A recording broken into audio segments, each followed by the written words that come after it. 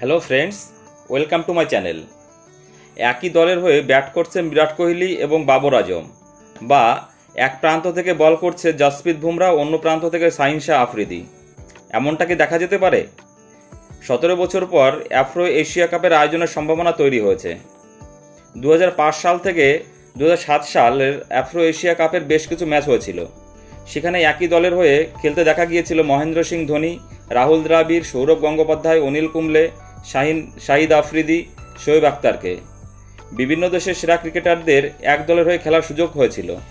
ভারত, পাকিস্তান, শ্রীলঙ্কা এবং বাংলাদেশের ক্রিকেটাররা মিলে তৈরি হয়েছিল এশিয়া একাদশ। অন্যদিকে আফ্রিকা একাদশের হয়ে খেলেছিল দক্ষিণ আফ্রিকা, জিম্বাবুয়ে এবং কেনিয়ার ক্রিকেটাররা। 2005 সালে 3টি ম্যাচের একদিনের সিরিজ হয়েছিল, যা 1-1 ফলে শেষ হয়। 2007 সালে আবার সেই প্রতিযোগিতা হয়েছিল। সেবার একদিনের সঙ্গে টি-20 সিরিজও হয়েছিল। দুটি সিরিজই সেবার 3-0 ব্যবধানে জিতেছিল এশিয়া একাদশ। তবে ভারত এবং পাকিস্তানের রাজনৈতিক পরিস্থিতি এবং সম্প্রচারের অসুবিধার কারণে তারপর থেকে আর এই আফ্রো এশিয়া কাপ হয়নি। এবার সেই প্রতিযোগিতা ফিরতে পারে।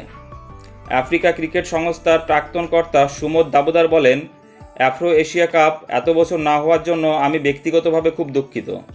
তবে এবার সেই প্রতিযোগিতা হতে পারে। আমার মনে হয় ভুল বোঝাবুঝির কারণে আফ্রো এশিয়া কাপ আয়োজন করা যায়নি।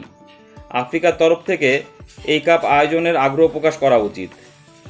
দামোদর আশাবাদী আইসিসির চেয়ারম্যান জয় শাহ এবং এশিয়া ক্রিকেট কাউন্সিলের চেয়ারম্যান মাহিন্দা ভালিপুরম এই প্রতিযোগিতা আয়োজনের ক্ষেত্রে উৎসাহ দেখাবেন। বন্ধুরা, এই প্রতিযোগিতা হলে কেমন হয়? আশা করি ভালোই হবে। প্লিজ মতামত জানাবেন কমেন্ট সেকশনে। আর চ্যানেলটি ভালো লাগলে অবশ্যই লাইক, কমেন্টস এবং শেয়ার করে দেবে বন্ধুরা, এবং চ্যানেলটি সাবস্ক্রাইব করে দেবে। সকলে ভালো থাকবে। ধন্যবাদ।